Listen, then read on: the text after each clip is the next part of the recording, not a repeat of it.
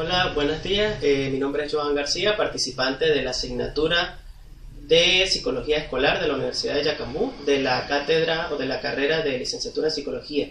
El punto que les venimos a exponer en esta ocasión es sobre la evolución histórica que ha tenido la psicología escolar en el largo o a lo largo de toda la historia. Vamos a tratar algunos puntos que son los más importantes.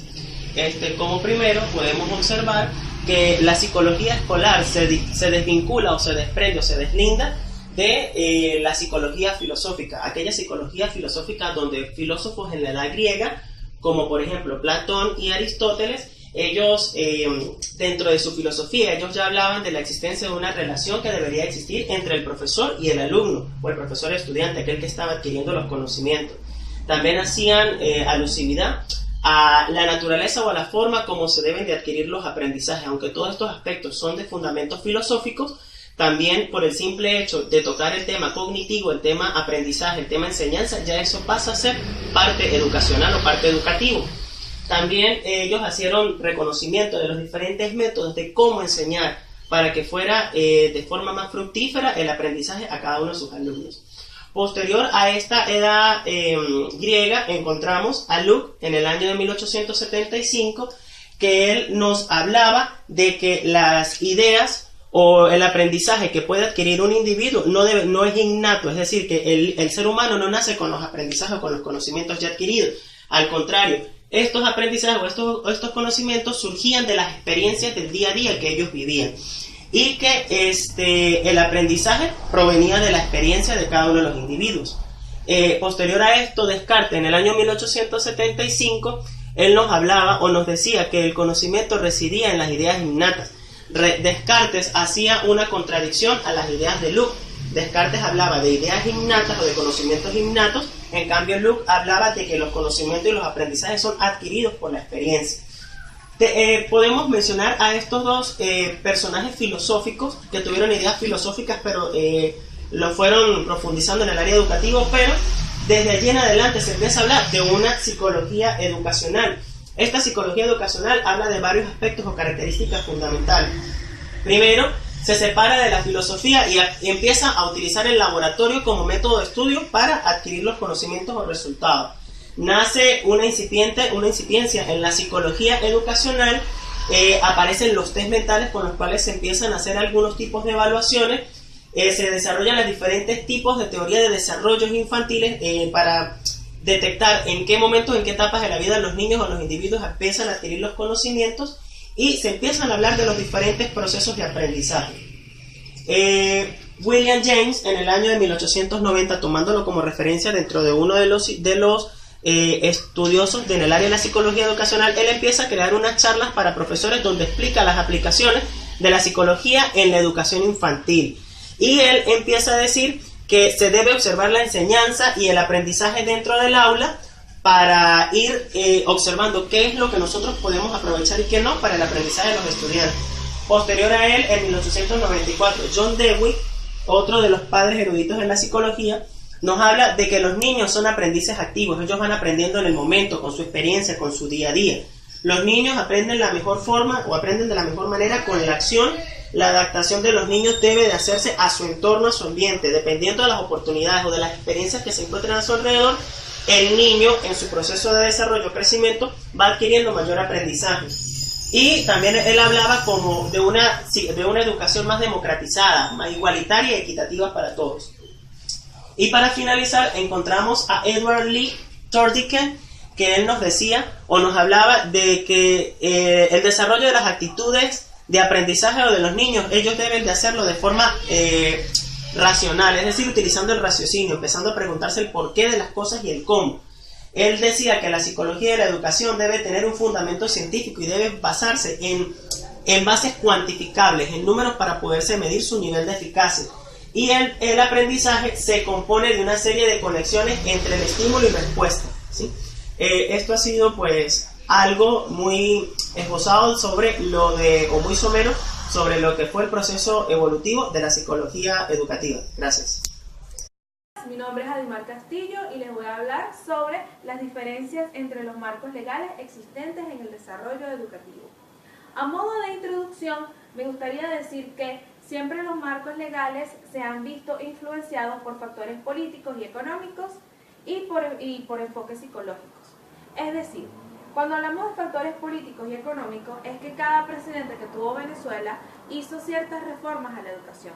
De hecho, el primero en hablar de educación gratuita fue Antonio Guzmán Blanco en 1840, cuando él fue el que propuso que se diera la instrucción pública y gratuita. Sin embargo, aquí fue donde se comenzaron a construir escuelas e instituciones, pero no fue sino hasta 1940 que se habló por primera vez de la Ley Orgánica de la Educación, que entra dentro de los marcos legales existentes. Aún así, también depende del desarrollo económico, porque el boom petrolero lo ha dividido entre antes y después, debido a que antes del boom petrolero, que se dio en 1950, alrededor de 1950, la educación era privada y solamente tenían acceso a ella las personas que podían pagarlo o personas que pertenecían a instituciones religiosas. Fue luego de 1950 donde vieron la necesidad de que existieran profesionales y no solamente mano de obra, sino que necesitaban ingenieros y arquitectos, entre abogados y otras profesiones, que hicieran florecer la economía de la nación. Aparte de esto, luego de 1950, en 1960, las mujeres pudieron ingresar al ámbito educativo. Por lo tanto, la educación floreció teniendo mucha más demanda y exigiendo lo que sería la educación secundaria y universitaria. Aparte de eso, los enfoques psicológicos también han influido en los marcos legales y los han diferenciado porque requieren de que existan diferentes formas de aprender y diferentes entes que regulen el aprendizaje. Como al principio lo mencioné, la primera educación que se dio tenía una tendencia conductista porque eran los profesores que poseían la jerarquía dentro del salón de clases de la institución. Actualmente, gracias a los currículos, de hecho tenemos en el currículo nacional bolivariano que la educación tiene más bien una tendencia constructivista y humanista. Y esas son las principales diferencias entre los marcos legales existentes que han existido acá en Venezuela y que han regulado la educación. Muchísimas gracias. Buenos días, mi nombre es Eliever Alvarado. Voy a hablar un poco sobre la psicología escolar. Pero antes de definir este punto, me gustaría hablar sobre qué es psicología. La psicología es una ciencia que estudia todos los procesos psíquicos y cognitivos internos dentro del individuo. De esta nace la psicología educativa y asimismo de ella se ramifica la psicología escolar. ¿Qué es la psicología escolar? La psicología escolar trata específicamente en la práctica educativa en el contexto escolar, centrándose en el área de socialización en el aula y en algunos problemas del aprendizaje. En cuanto a su delimitación, sabemos que la psicología posee diversas áreas de estudio, con ellas diversas disciplinas. Un ejemplo de esto son los psicólogos sociales. Ellos estudian específicamente cómo un individuo influye al otro o las cosas que influyen en la manera conductual de una sociedad. Asimismo, la psicología escolar no trata leyes generales del aprendizaje, sino aquellas propiedades que influyen de manera directa en el área cognitiva de la vida social de un individuo. Esto quiere decir que trabaja con alteraciones específicas del aprendizaje y no con todas. Mi nombre es Rubén Camacho, de la Universidad de Yacambú. En este momento me toca hablar acerca de la historia de psicología de la Cátedra de Psicología Escolar. Bien, para hablar de la historia de psicología debemos hacer, para iniciar, como una línea de tiempo para saber de dónde nace la psicología a través del mundo y así llegar a lo que es Venezuela como tal. Si nos podemos imaginar, no inició como psicología, sino un proceso de la filosofía, iniciando con Platón, Sócrates y Aristóteles, que ellos comenzaron hablando acerca de la dualidad entre el cuerpo y la mente. Luego de allí se empezó a estudiar lo que es el concepto de la belleza y allí tomó la autoridad o tomó la iniciativa la teología con respecto al conocimiento, donde ellos se basaban en lo que es el bien y el mal. Bien, luego de eso, en el siglo XV, más o menos en el siglo XV, llega Descartes hablando acerca de las sensaciones y las reacciones físicas. Ya empezó a introducir más o menos lo que es la psicología Descartes. Bien, aún no se ha tocado en Venezuela nada de lo que es la psicología. En Venezuela está pasando por otro proceso de colonización más o menos en esa fecha. Bien, en 1883 se hace el primer laboratorio de psicología, no en Venezuela, sino en otras partes del mundo. Bien, y ya en 1886 se dice que se escribió el primer libro de psicología.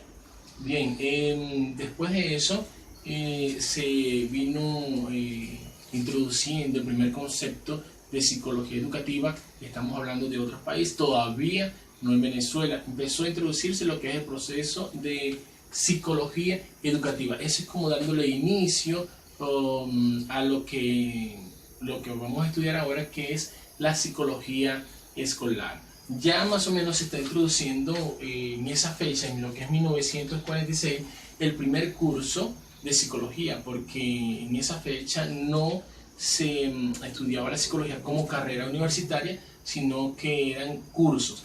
Ya esa fecha fue introduciéndose la psicología en Venezuela, ¿de acuerdo?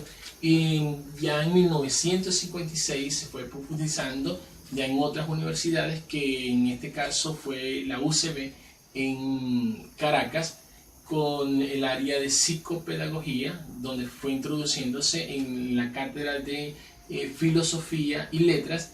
Allí fue donde se empezó a introducir lo que era la psicología en esa cátedra. Y en 1978 se dice que se formaron ya las primeras 3 escuelas de psicología. La primera fue en Maracaibo, otra fue en la ULA de los Andes, en Mérida, y así fueron creciendo cada una de las escuelas de psicología, porque no se llamaban universidades, sino escuelas de psicología. En la actualidad hay aproximadamente 110 universidades en todo el país de Venezuela, pero solo 9 universidades es la que dan la carrera de psicología, profesionales en psicología. Bueno, eso es más o menos de lo que se trata la historia de psicología en Venezuela. Buenos días, mi nombre es María Alejandra Sánchez y mis temas a exponer son con respecto a las funciones y la ética del psicólogo escolar. Con respecto a las funciones, podemos decir que el psicólogo se encarga de reflexionar e intervenir en el comportamiento humano en este ámbito educativo. ¿De qué formas? Tenemos por medio de la evaluación, que no es más que la recolección de información de manera confiable y veraz. Tenemos la evaluación diagnóstica y la evaluación psicoeducativa. La evaluación diagnóstica es la que nos ayuda a detectar ciertas fallas o cierta discapacidad que existe a nivel sensorial, intelectual y físico, como por ejemplo la dislexia, el TDAH, entre otros. Mientras que la psicoeducativa se enfoca más en el ámbito familiar, social, en la parte de las emociones. También el psicólogo escolar brinda asesoramiento a los alumnos, a los padres y a los profesores. En este caso a los alumnos es de manera social, familiar, personal, profesional.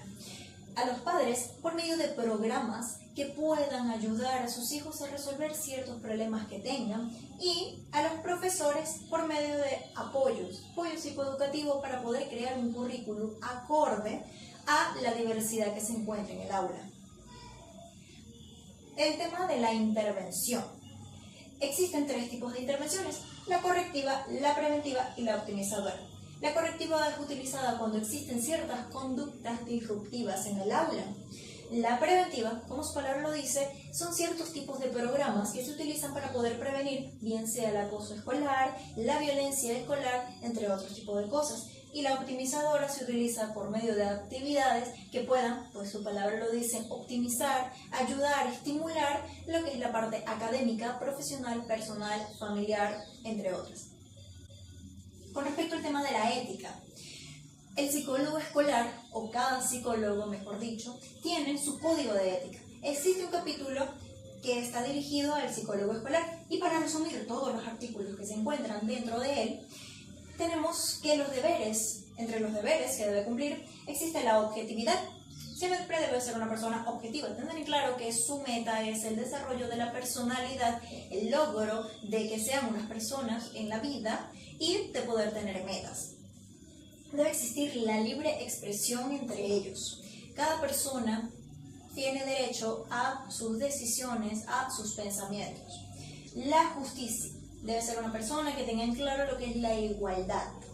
La confidencialidad que debe existir entre el paciente y el estudiante, y la fidelidad por parte del psicólogo en cuanto a la información o a las promesas que se le haga al estudiante.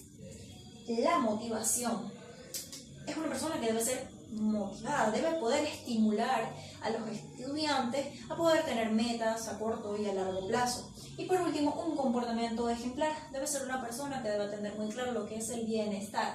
Una persona que no lastime a los demás, que no sea capaz de lesionar, que no haga daño a nadie, a otros. Porque es importante tener muy en claro esto. Muchas gracias.